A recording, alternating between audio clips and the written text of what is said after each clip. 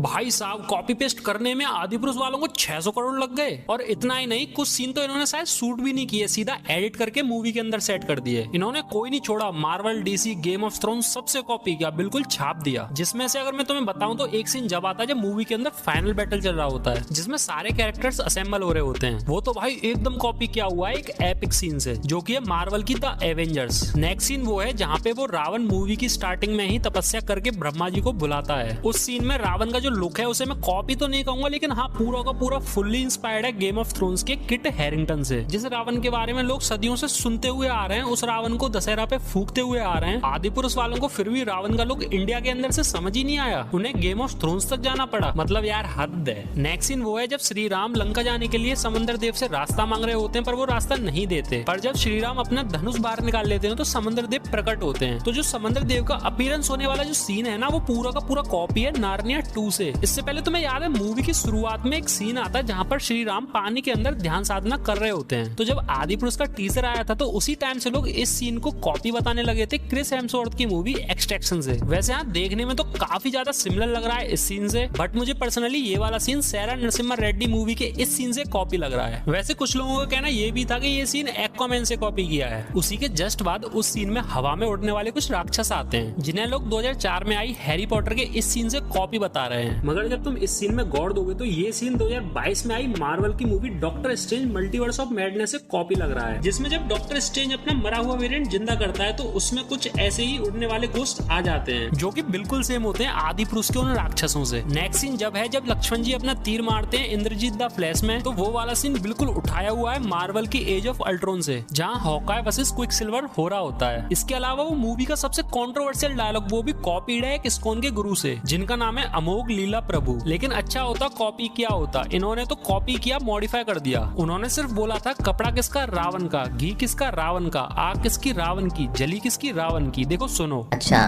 घी किसका रावण का, कपड़ा किसका रावण का, आग किसकी रावण की, जली किसकी रावण की।